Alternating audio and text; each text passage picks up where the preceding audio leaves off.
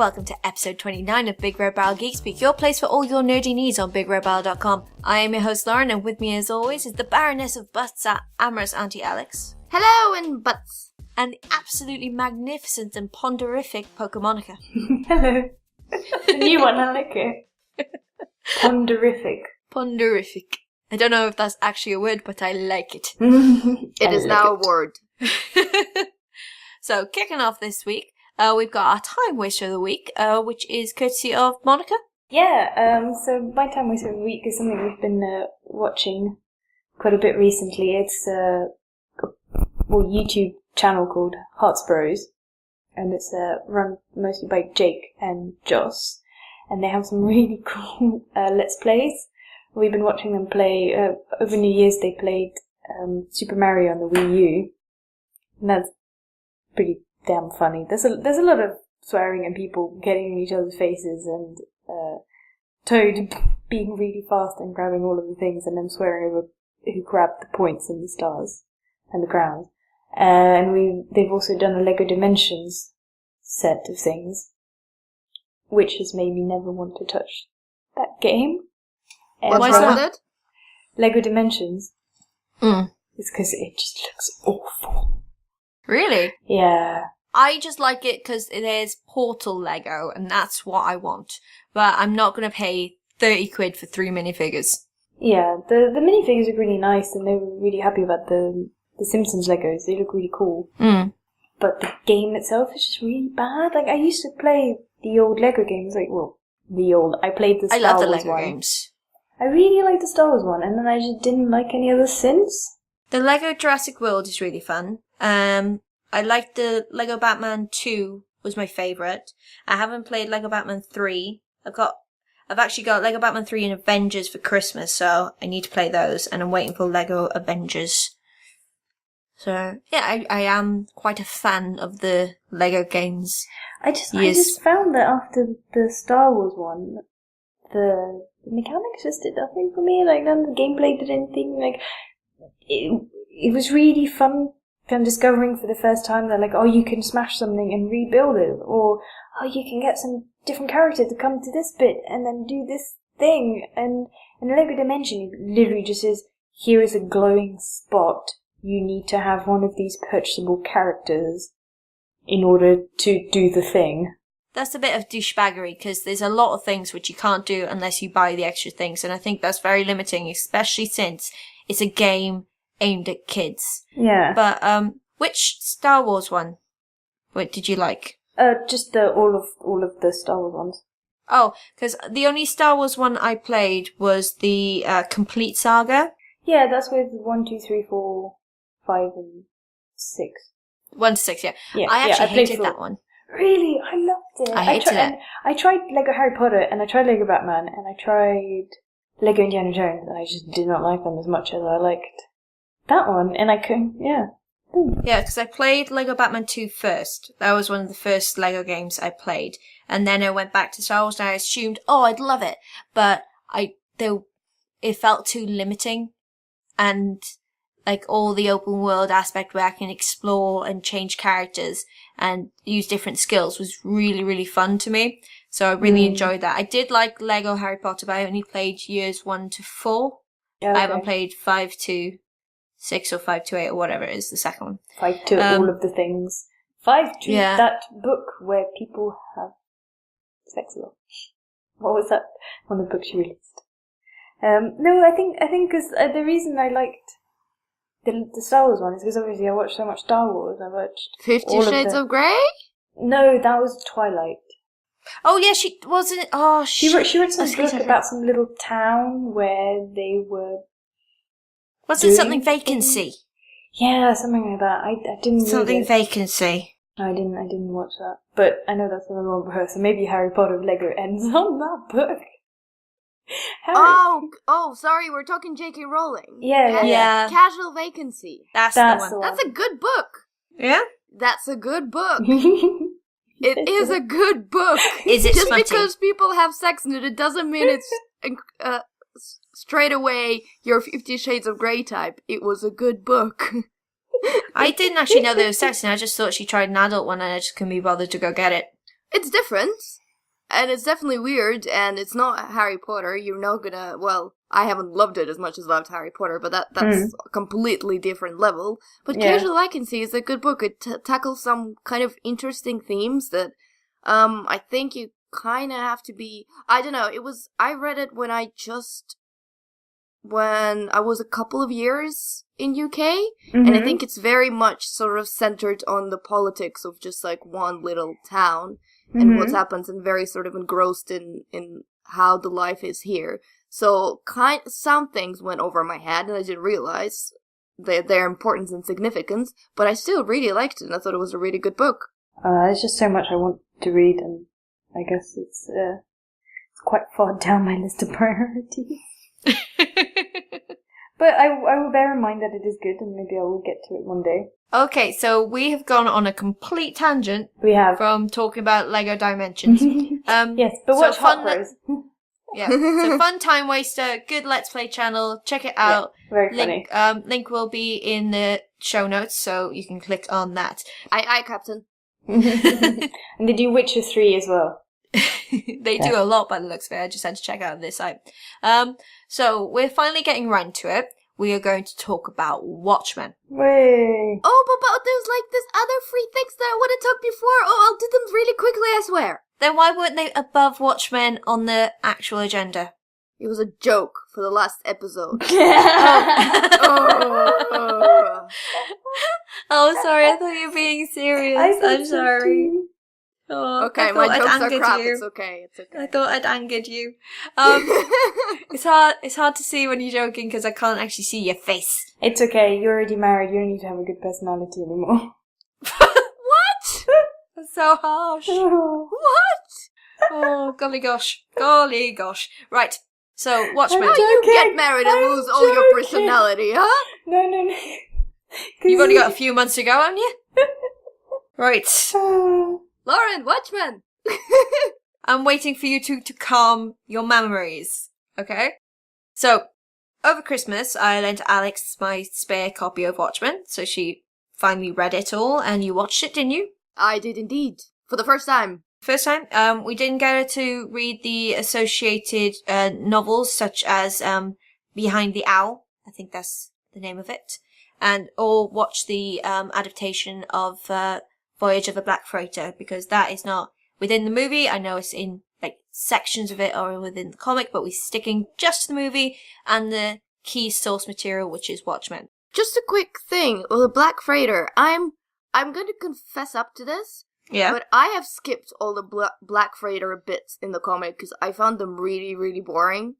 So I have no clue what they're related to. I didn't really thought they were I needed to know them to understand the comic. No, you don't need to know them. It's just kind of like an allegory for things that happen within the actual comic. But to understand the story and to get into it, you don't need to read all that. Okay. That's why none of it's in the movie. I know there's other stuff that's not in the movie that people might think is essential, but subtext is subtext.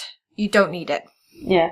Right, so shall we start with the movie? Yes, please. Okay, so what did you think, Alex? Well, first of all, I had quite a weird experience, because we have a Blu-ray, which the sound mixing in that one, or together with my TV, even though I've looked through every TV audio settings ever, was incredibly crap. So all the shooty bang bang explodey things were incredibly loud, and all the conversations are unbelievably quiet. Whatever you do, that is how it's been mixed. That is just how the movie is. I saw it in cinemas, and that's how it is. Really? That is horrible.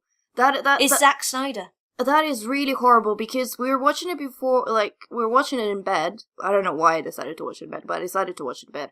And at some point, I had to literally sit with my remote, changing volume every time to put the explosion down so I don't wake up the flat, and then putting it up if I wanted to hear conversations. So the first time I watched the movie, I was like, what? I mean, I got it, but it wasn't an enjoyable experience. And the second time I watched it, which I did after finishing the comic, I had to sit in my headphones, because in my headphones, the sound was alright. Yeah, unfortunately, I've had a few DVDs, and I've seen it on Blu-ray and DVD, and the volume is always the issue. It's the same with most of Zack Snyder's films. So if you watch Sucker Punch, for example. Oh god, yeah. The volume is terrible all on over the that. place. It's got some awesome songs, Yes. awesome set pieces, And but Jason, oh god, I keep saying. And Oscar Isaacs. I want to No, call him but Jason Isaacs, but that's a different actor. both very, very good actors. I just Yes. find that weird volume mixing is the case with a lot of more recent DVDs and Blu-rays, especially. The opponents are really loud, and then they all talk like this. Oh no, he's important blood. It's just, they're trying to create tension, so the whole thing between the juxtaposition of loud and soft is to create tension in the viewers. So you know there's going to be a loud noise, so you get really tense, or the loud noise comes out of nowhere, like bang bang shooty shooty, or music. So it's meant to create this sense of dread, of adrenaline, of urgency. So that's why you usually hear it in like action films, superhero films, and like very, very action-heavy, shooty films. Well, So it it's a doesn't stupid way make you to- enjoy the movie. Yeah, It's okay. a common trope that's come up recently. And Yeah, it listen to this, sucks. Zack Snyder, and because you're devoted listener and listen to all our podcasts. yeah, we don't like it. Yes. Stop. Yeah. But do your volumes properly. What did you think of the actual movie? I really liked it actually. There were a couple of bits that I thought some character development wasn't imbalanced, or maybe it was a case of me liking some characters more than liking the others and wanting to know more about them. But just to go overall, like, all the Dr. Manhattan bits were absolutely amazing, like one of my favorite parts of the movie. I know. Was it the Manhattan orgy? Why not? Just everything. I really liked his flashbacks, and I think it's incredibly hard because he's supposed to be the character. So he's probably the only superhero in the movie. Yeah. He got sort of accidentally in the middle of scientific experiment, which basically made him he started to be able to manipulate atoms and live forever and not really age. He turned blue, and he slowly started growing less and less, I guess, human, but he stopped understanding the world because all the little tensions between, relationships and drama, they became really unimportant to him. It also didn't help that he gave everybody cancer. Well, That might wasn't not be true. explicit link. No. That was Ozymandias, because he was trying to create this whole tension again between the media and the public and Dr. Manhattan, people scared of him, especially in the movie universe, because that makes them think he would cause the ending. So they could have caused it, or Ozymandias could have planted something within these people to cause cancer. We're not really sure. I'm pretty sure it does say somewhere that he actually gave those not Dr. Manhattan, not John, but Adrian. Yeah. Just made I just something mean in the that movie. the people around him got infected. The specific couple of people got cancer, just to prove the point, but it wasn't John that was causing it. Yeah. Oh, okay. I don't think that was explicit in the movie. Okay, I well, think that was more implied. Okay, well, I got it from somewhere. Oh, no, but, like, in the movie, you can take that implication quite clearly because, Morlock or Mordock, Who? the baddie that, Rorschach goes to see in, Rorschach. Moloch, Rorschach. I think. Yeah, Morlock. He has cancer and he didn't work really directly with Dr. Manhattan, but he worked for, Adrian's company. Yes. So from that kind of connection, you go, ooh, and, I can't remember his wife's name, but Dr. Manhattan's lady who got the cancer, she was working for Ozymandias as well. Oh, Yes. I must have just totally missed that. I read the comic when I was at university, and I can remember most of it, but not that bit. Guys, should we just backtrack a little bit and just go over the plot for someone who might not have watched or read the comic? Just the basics. Okie doke. So, in, is it Cold War? Well, no, it's during Cold War. Well, I mean, the movie's actually set post-Cold War. No. But they've already, they defeated Vietnam and took it over. Yeah, but the Cold War pretty much ended in 1991 with the, did fall it? of Soviet Union. Yeah, with the full. Okay, fine. So it's still Cold War. That's fine. So during the Cold War, there's an alternative history where there's these people who are mass vigilantes who try and solve crime. One person actually has superpowers, that's Dr. Manhattan, from a nuclear experiment gone wrong. He is adopted by the USA as their kind of superhero for the ages and helps them defeat Vietnam. Further on from that, they recreate all these gangs of mass vigilantes and go around trying to save the world until people start to get really, really annoyed and decide, right, no one's judging you, no one's watching you, we're not happy with you just going around willy-nilly beating up people that might not actually be causing a crime. So they all went into hiding, but then someone starts killing off these former mass vigilantes, and they come back together to try and find out who. And I really enjoyed this tension because first of all, there was one set of superheroes, which even came before the main characters of the movie, and they were completely just normal human beings, just running around in very tacky costumes and fighting crime. And even the first Silk Spectre was really, really famous, and that was her thing. That's how she became famous and made money off it. I've got a figure of her downstairs. Oh, nice! Yeah, and I dressed up as her for a costume party a few years ago. I love Silk Spectre. She's my favourite. Well, the old one. I love her outfits, not the rape bit, not the whole rapey bit. Yeah, that was no. Yeah, and then so afterwards, that kind of a little bit died out until I think Dr. Manhattan came about, where the second resurgence of the superheroes came along, and some of the superheroes that came afterwards, they were even fun of the first group. So you get Laurie, who ended up being Dr. Manhattan's girlfriend, who followed her mother's footsteps, or rather were pushed to follow her mother's footsteps, and became Silk Spectre 2. And there was God, I forgot his name. Daniel Dreiberg, Night Owl? Daniel Dreiberg, Night Owl, who became Night Owl 2 because he was a fan of the original Night Owl.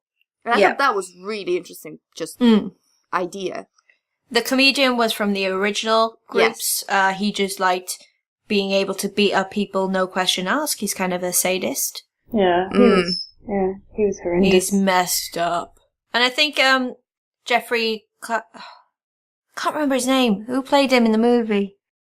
Jeffrey Dean Morgan. I love that actor. I thought he was brilliant in that. Oh, I love that actor so much. I thought the casting was pretty good. A lot of people complain about Adrian, which is Matthew Goodman, who I also really, really love. And I don't know, the main complaint about Matthew playing Ozymandias, who is Adrian, Ozymandias is his alter ego, I guess, superhero alter ego, is that he's not supposed to be an evil guy, but in the movie, he's presented like an evil guy, which I don't really see, though. I didn't see him as evil in the movie. I just saw him as really calculating. Yeah. So he was, supremely logical and extremely calculating. And I thought he played it really well, because that's kind of how I saw him in the comics.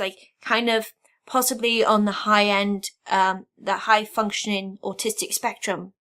So he's seeing everything in quite black and white. It's if I do this, this'll happen. This'll happen. So very blank face, very focused, refusing to bear in mind any other people's opinions, and just saying, my way is right. We're doing it.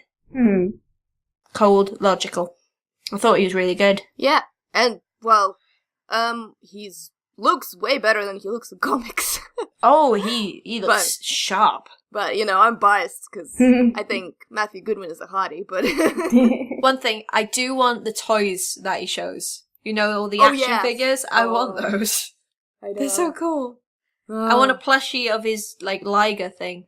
It's not quite a Liger. No, it's that little cat thing. Well, in comics, it was like a link. What was it called? Bubastis. Yeah, Bubastis. Yeah, it's like a weird lynx, puma, caracal, or whatever. What did you think, Mon?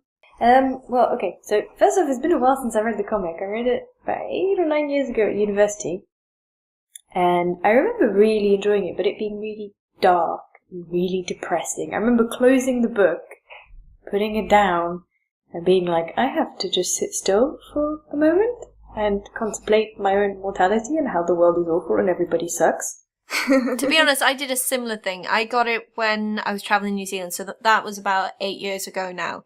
And I found a Starbucks with one chair because it's the middle of the winter festival, and I just stayed there for hours with hot chocolate. It's just oh, I need a hug. Yeah, I need a hug and chocolate and more chocolate and wine. And, Lots of and wine. for someone to just hold me and say, everything will be okay. It's not that bad. Well, it is. It's not that bad, but it is. Oh, that bit was how do you say it? Rorschach. And the dogs and the little girl. Oh, I know. Oh, that was horrible. And I love dogs. I love dogs. So watching that is just, I know. I love dogs. We used to have a German Shepherd. We had 2 German Shepherds when I was a kid. Yeah, we had 2 German Shepherds as well. Yay! Eastern Europe. Woo. Yay! German Shepherds for the win. They're the best dogs. And so when he killed them, I was like, it's not the dog's fault. They just them. Why you kill them? They're innocent. They're just dogs. They don't know any better. But I guess... Well, it's due to breeding, isn't it? So if you're bred by an arsehole, they might be arseholes. Well, yeah. Yeah, it's actually, it's very common, you know, the dogs take up, like, it's actually a thing. The dog are very similar to their owners. And depends on how, you know, their owner's treatment. If the owner is an asshole, so will be the dog. Yeah, you get to... And it's sad. Yeah, so that bit made me really sad. I really like the comic bits with the one that the kid was reading. What was it called? Oh, Tales of Black Freighter. Yeah, Tales of Black Freighter. I actually really liked that. I thought it was really nicely dark, and actually kind of when you have it side by side with the story in the main comic, I thought it was quite nice. My favourite bit was how he made a raft out of body parts. I got to that part.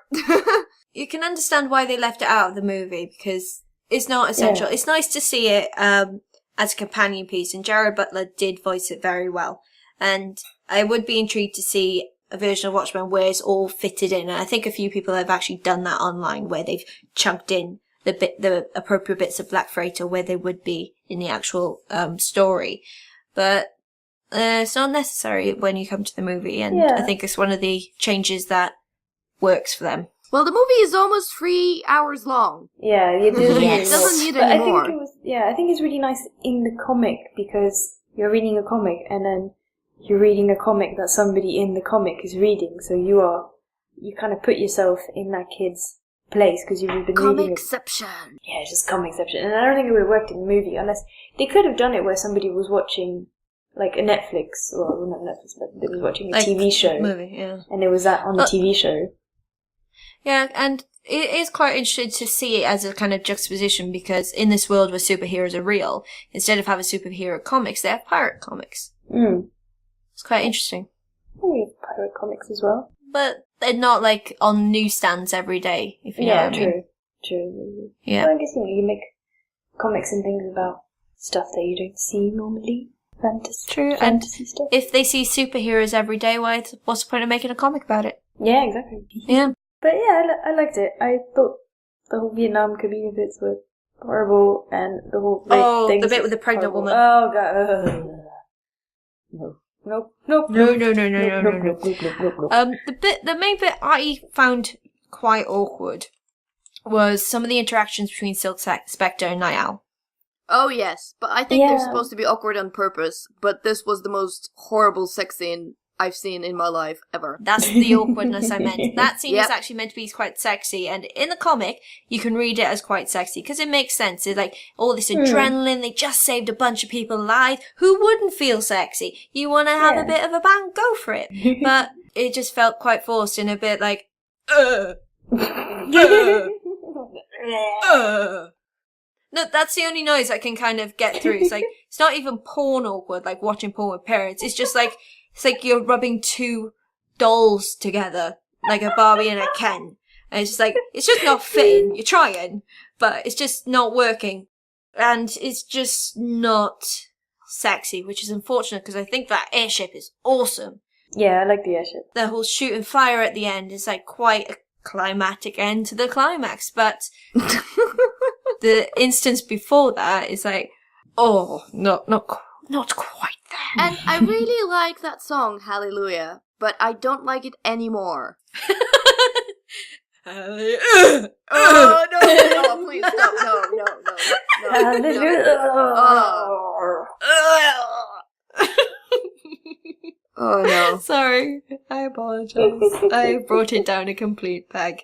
You did. Looking at a couple of the differences between the comic and the movie. So we've already said about the removal of Tales of Black Freighter, but the large and very unavoidable change they made was to the ending. To those of you who don't know, I am going to do a big massive spoiler right now, so we will put spoiler times in the show notes so you're aware. But in the comic, the climactic scenes are caused by something that was completely omitted from the movie. So in the comics, a bunch of scientists and artists and visionaries were kidnapped and placed on an island to create this god-awful hail monster, which everyone believed to be from outer space and caused the massive destruction. In the movie, it was Dr. Manhattan. What did you guys think of this change? I thought Dr. Manhattan made so much more sense, to be honest with you. I thought, you don't need to look for an alien somewhere where you have already a being that stopped being human, that no one can understand, that no one can fight because he's pretty much indestructible and all-powerful, and he's a danger. And, he's already there, and he already did all the setup for that moment to happen. Yeah. So to me, it made way more sense to blame Dr. Manhattan for everything, especially since Dr. Manhattan, well, how much did he care? He's done buggered off to Mars anyway. Yeah, I loved his Mars fortress. Oh, yeah, that's a badass fortress. Yes. But throughout the graphic novel, they set up this whole thing where he's completely detached from reality, the whole cancer thing, he's removing himself to Mars. But in the comic, it's kind of for no reason, it's just him removing himself so he doesn't interfere. Mm. So the whole tachyons interfering with his vision of the future, that is so he doesn't stop Ozymandias. In the movie, it kind of makes a little bit more sense because he's such a key part of this scheme, it makes sense to try and remove him, make him appear much more of a villain to people, much more inhuman.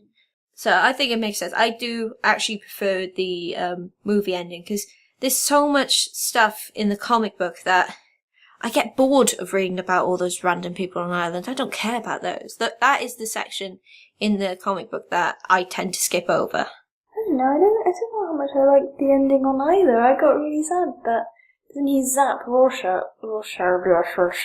Yeah, I know. Rorschach. Rorschach. Yeah, that was kind of a dick thing to do. Yeah, like, come on, man. Like, but you can see why he did it. Oh, there would be no other way. If Rorschach just couldn't walk away from that situation, he was always the one. And it's really interesting because he's probably the most unlikable character, He's dirty, he smells, he's my favorite. Looks a bit... Yeah, but, he's set up in that way. He's dirty, he smells, he looks a bit creepy, he's clearly comes from a very rough background, but I think you do end up liking him the most just because he feels that there's a good thing to do and he needs to cure the city of all the, the bad stuff and the crime and the horrible people. And of course he can't walk away from someone who's killed millions. There's just so much, this is so against what he believes in. So if he walked away, that just wouldn't be true to his character, so he had to, and thus he had to be killed. And to be fair, you never know, his journal did get on some journalist table, so that ending was left quite ambiguous, because just to sidetrack, Rorschach basically went on a whole investigation throughout the comic, and he was writing down everything in his notebook, and before he went off, he basically sent off that notebook to the journalist. And one of the ending scenes of both the comic and the movie is a journalist arriving to work, and there's a heap of papers and random notes everywhere, and his hand is reaching for Rorschach's diary. And that's how both end. But isn't the newspaper one of those kind of psychic UFO type papers? Yeah, like we probably. see the stuff, yeah. But it doesn't really matter, I guess. It's just to leave you standing. Is their plan gonna work? I mean, has that solved everything? Yeah. What Adrian thought of, has that worked? Because it might not have. Will the spinner top fall down or stay up? Inception, all that crap. I know. That ending really annoyed me. I've seen it once, and unfortunately, when I watched it, someone spoke all the way through it. Oh, so, why didn't you kill them? Because she was a boxer and bigger than me. Oh. Yeah, but you could have tried. Yeah. So I just had a nap instead as I saw this. I can't be asked. Oh, It wasn't gripping me, to be honest. I wasn't feeling it. Oh, but it's a great film. It's a fantastic film. Inception? Yeah. I don't know. It's okay. I really liked it. So, do we have any more on Watchmen? What's your guys... Okay, let's do this. Your favorite character and the character who you thought, who would you like to have more backstory on? Okay, so my favorite character was... I'm gonna say Silk Spectre, although I hate her personality. I love her style. Her style is your style. You love that sort of I do era. love that aesthetic. Yeah.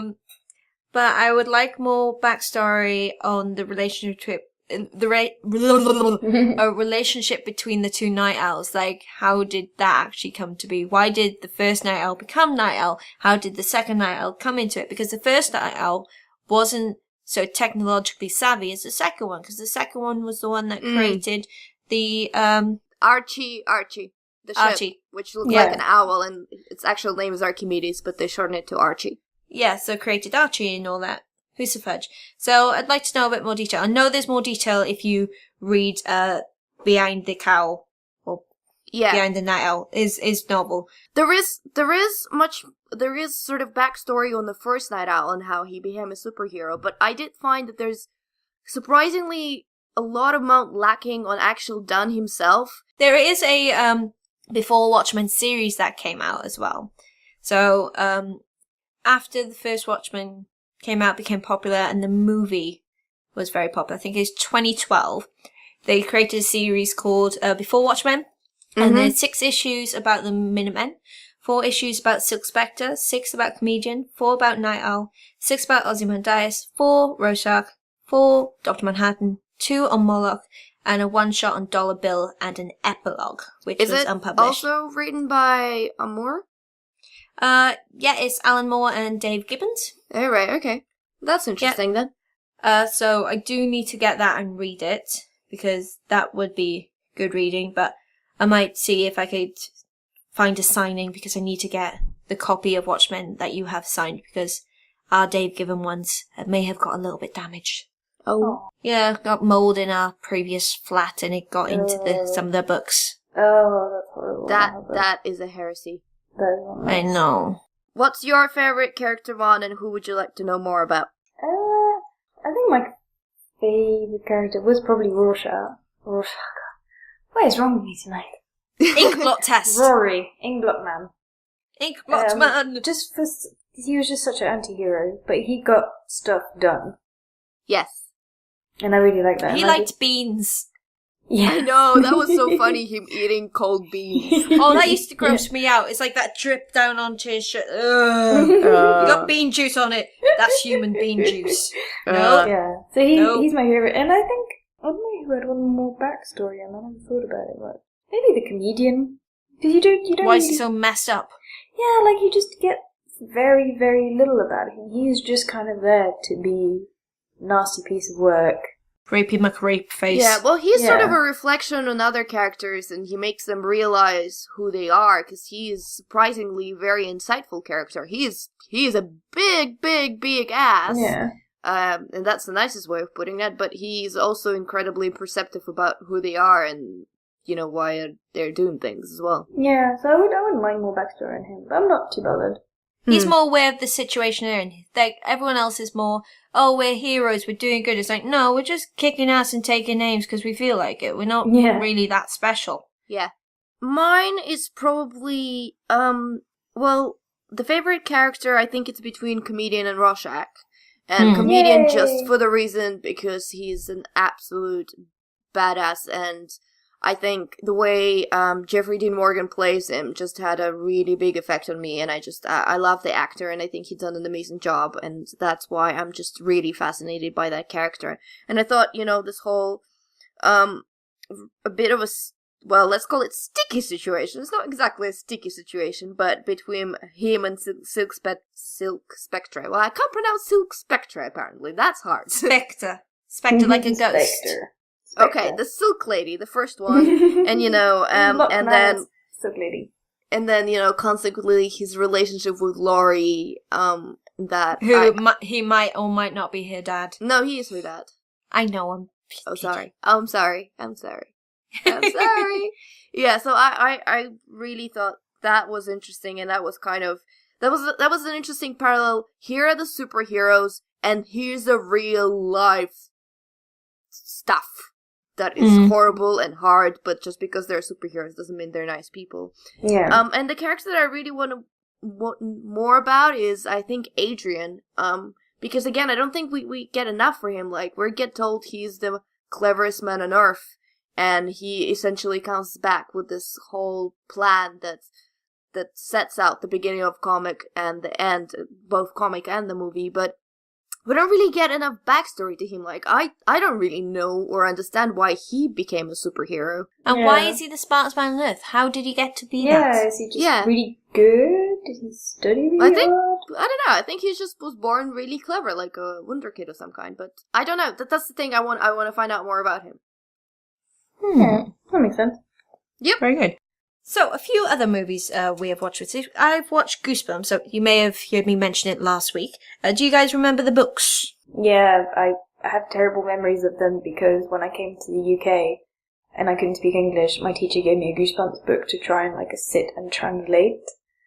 And that's not fun. I was stuck on the word eerie, which was in the second sentence for an hour because the dictionary didn't explain it properly. The dictionary I got given didn't have it. And I couldn't understand what was going on, and I spent so long trying to translate the book, so I have awful memories of the Goosebumps books. That's fair enough. If you want some more cheery memories, maybe not in the cinema, on the safety of your own sofa, using your own particular brand of streaming service or DVD rental, if you wish. Goosebumps the movie is alright. It's a bit of fun. It uses a lot of the different characters. Freaked me out again with the use of a ventriloquist dummy, which I don't like. Don't like ventriloquist dummies. What's it about? Sorry. It's about a kid moves to a new town, moves next door to this kind of creepy guy and his daughter, falls for his daughter, and they start hanging out. Goes into the room, finds a bunch of books which look like they have been written by R.L. Stine, the author of Goosebumps, inadvertently releases a monster from one of those books, and hijinks occur. Ensue. And that's the word. And then they have to get all the monsters back into the books before the world ends and they destroy the village and all that hoosafudge. So Jack Black Jumanji, but books. Yeah, Jumanji but books. Jack Black is quite fun on it. He's got a ridiculous accent though. But I am quite partial to Jack Black. I do like him. R.L. Stine does have a cameo as Mr. Black at the end of the movie as a drama teacher, which is quite fun, so look out for that. But if you like Goosebumps and you want a bit of nostalgia, then watch it. Don't go out your way. Just a bit of fun. Check it on in the background. It's alright. That's my summary, to be honest. If we go on, is it on Netflix? Because I saw it on... Not yet. It was only out end of last year. Oh, okay. I'll probably end up watching it on Netflix as a thing. It's like a Saturday evening thing. Yeah, it's not taxing. It's something to stick on in the background. It's alright. Okay, cool. I'm gonna quickly talk about Assassin's Creed Syndicate. Just because it has been a while and probably everyone who ever wanted to play it played it, and people that don't want to, I don't know. I think it was on actually quite a good discount on the PS4 sale a couple of days ago. So I don't know if that still continues, but it might be a good shout. But I used to be a huge Assassin's Creed fan. That would be the games that I played. The only problem with that is never managed to actually finish one. I love Assassin's Creed 2. I don't really like 3, but I haven't played that much of it. I've loved 4, but it's absolutely huge, so that just got dropped at some point. 5 never played. I missed Unity because of the things that were wrong with it, and just didn't pick it up. And I did pick up Syndicate, and I did love it, and I did finish it, which I was incredibly happy. I didn't 100% it or anything, but I did finish the main story. I don't think I'm gonna be getting any DLC for it, because, I don't know, it was fun, but it does get a little bit repetitive. and it does get a little bit annoying. And well, just to give a quick overview. So obviously, there's a couple of things it's set in London. You have two protagonists, Jacob and Evie, and basically you have an open world map, and then you have some story missions as well. And what I think really helped with this game is that you clearly told by the game how big your story is, because there were 8 sequences, and at the end of each sequence you had to defeat the boss, and as soon as you defeated the boss, you knew. So you weren't sitting there for like 20 hours not knowing at which point in the game you were. I think it was very straightforward. You've defeated that guy, you have 3 more guys to go, and you're like, right, that's what I gotta do. Which really helped, especially with these games, and they tend to drag on forever. The part that I did enjoy initially, but gets a little bit repetitive, is going around the world map, because basically what you're trying to do, every sort of, what are they called in London? Borough. Yeah. Says a person who lived in London for almost 3 years now. Every borough is divided in certain areas, and certain areas are your missions, and they're pretty much the same within every area. So you have to kill the Templars, you have to kidnap someone, you have to save the kids, and so on and so on. And and they keep repeating from borough to borough. So, and you need to liberate everything, because you want to basically kick out those blighters who are working for Templars, and you want to, God, it's been so long, I can't remember what is the name of the actual gang that, the assassins are starting there. I can't actually remember, but you wanted to take them to take in charge, and I found that a little bit repetitive and boring. And another funny thing, and I think it's deep enough into the game, everyone's deep enough into the game for me to be able to talk about it, but there is actually a hidden mission in there that I don't think, I haven't heard them talk about it. But there is a mission where you transform and you go to a World War I setting. Or World War II. I think World War I setting. It's World War I, because you have a very young Winston Churchill there. And you get to play as Lydia Fry, and it's the same, there's a couple of Winston Churchill related missions that you gotta do. And it sounds really awesome, and when I got to that area I was like, wow, this is amazing, I get to be in World War I. And it was a bit boring, which was unfortunate. And the last thing I'll add, because it's running a bit long, that I really, really, really wanted to like Evie, but I preferred Jacob so much more. Evie was just a bit bland and had not really that much character, and Jacob was just so charismatic and funny and everything that you can't just help to love him. And I was gonna play as much as I could with Evie, because you could, they have separate story campaign missions where you have to be that character, but when you're running around the world map trying to win back the boroughs, you can be either one of them. It doesn't really matter. And even then, they don't really get that much talking during those missions. I prefer to run as Jacob, not as Evie. Well, that's fair enough. So on some, could you choose which you were going to be? Yeah, so if you're just fighting, trying to win back the boroughs and running around the world map, you can choose whichever one. It doesn't really matter, because you're essentially just doing the same thing, and they're repeating the same sentences, and it's not really story related. You're just killing the Templars, or you're kidnapping someone, or you're saving the kids. Either one of them could do it. Jacob annoyed me, because when I was watching it, it's like, I'm Jacob, root-dee-doo. It's like, oh, just shut up, you're not actually a Cockney. Go away. Actually grow up. Like, I want to have a gun. I want a gang. So, we're trying to defeat the Templars. I want a gang. Root-dee-doo. But that's the thing. He had fun with it, whereas Evie was taking everything so seriously, and she has a little bit of romance I didn't really feel for it. Yeah, she, but it's just, she was just a bit meh. Like, you could be serious, but you could have some characters be funny as well. Serious. I mean, the only thing I say that I absolutely loved the banter between Evie and Jacob, them brother and sister banter that they have in their fights. I thought that was just really nicely done and written very well. The more believable brother-sister pairings, because half the time they see most brother-sisters have a lot of sexual tension.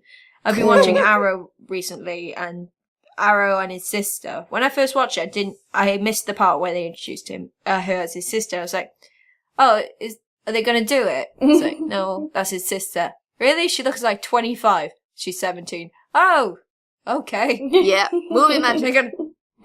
That's not right. Anyway, that's Assassin's Creed Syndicate. I think that's a really good game. I think people would enjoy it, and if you heard bad stuff about Unity, well, so did I. I haven't played it. Maybe it was bad, but Syndicate was pretty great.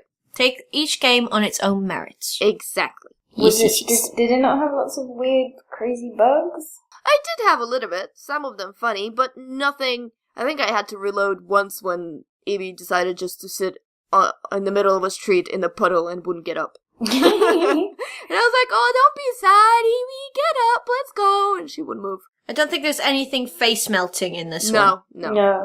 Not to the extent I heard about Unity. I saw videos of when the main scene camera, would just decide to stay out of the train carriage or something. So stuff was going on. It's like, no, you don't get to see this. No. You don't get to watch this cutscene. You get to hear some of it. You don't get to see any of it. Oh yeah, I think I did have a cutscene where none of the models have loaded. There's just objects flying in midair. But again, that was a tiny cutscene and that happened once, and there was nothing that stopped me really enjoying the game. You think that, like, those kinds of bugs would be bugs that would get fixed? Yeah. I don't know. I guess. It's okay. I'm to be honest, I'm quite, because I guess I play quite a bit of RPGs. I'll put S there with the question mark, possibly multiple.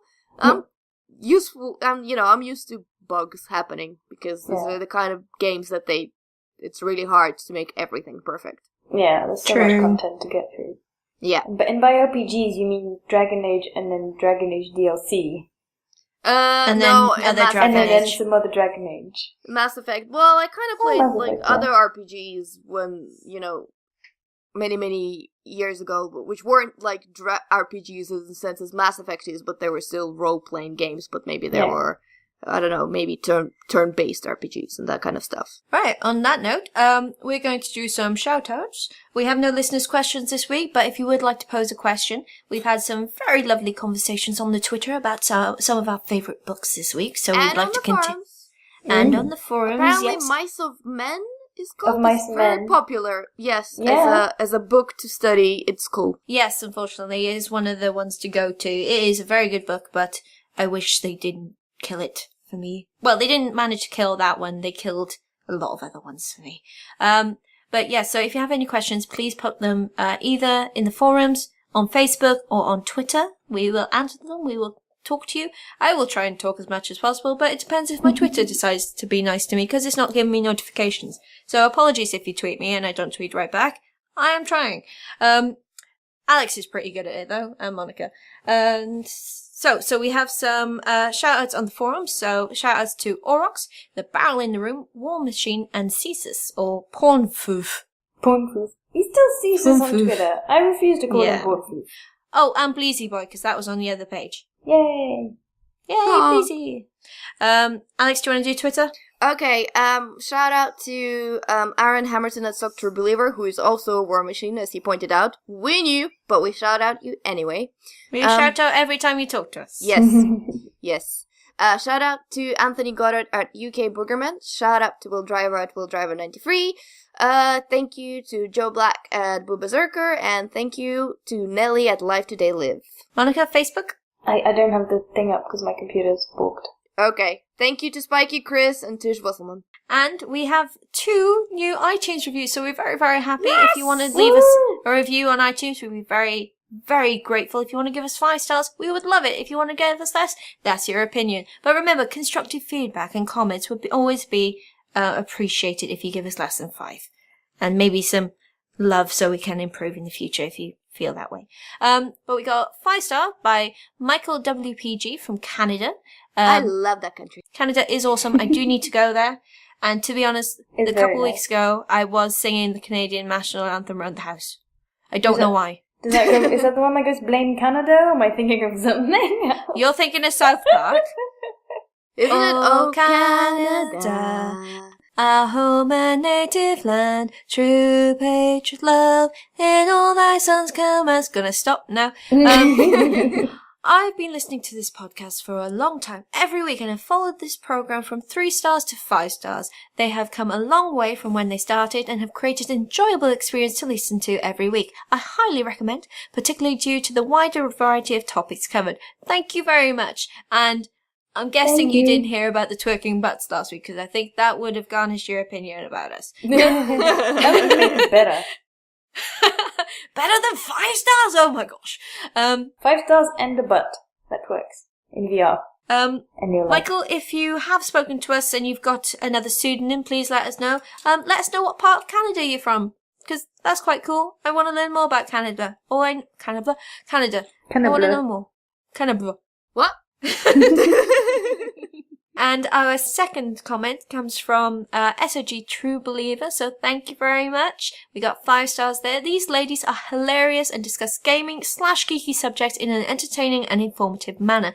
Give an episode a listen and experience their awesomeness. That is BRB Geek Speak. And that is thank you very much. Yeah, that is War Machine again, and he's just rocking this week with his comments and thank you. iTunes and everything. Yes, thank you very much. So, if you would like to get in contact with us, you can do so in the forums. You can do so on our Facebook page.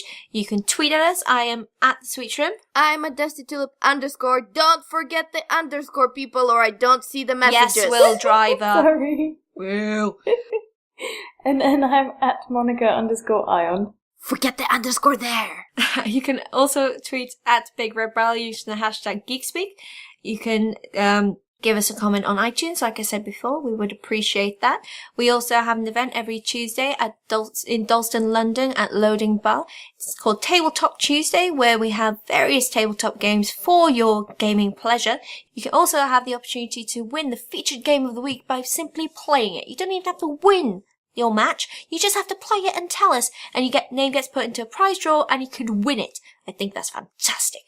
All you have to do for more information is go to the front page of BigRedBarel.com. Top left-hand corner of the page is a very, very big post. Always there is this week's featured game with plenty of information where you can leave a little comment on the forum if you want to know more, or you can tweet at us or put any information on the Facebook if you want to know more about this week's featured games or about the games we have in general. We also have a Tabletop Tuesday Instagram account, which we will put in the show notes. And there's very lovely pictures on there every week of our winners. Okay, yes. Just a quick note for Tabletop Tuesday.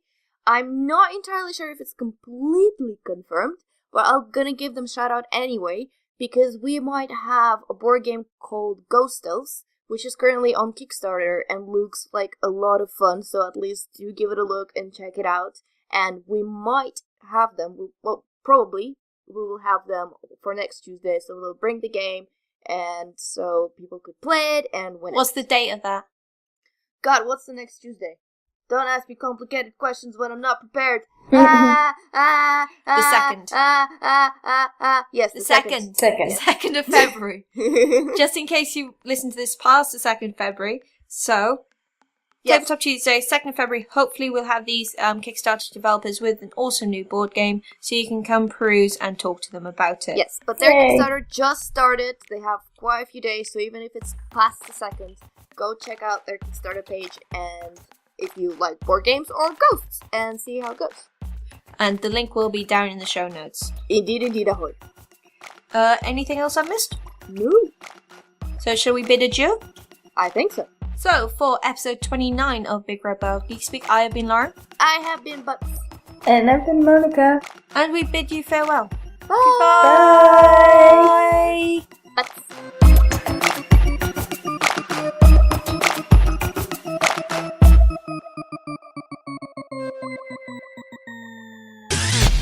You and your ears are quite welcome for the podcasting goodness that you just heard.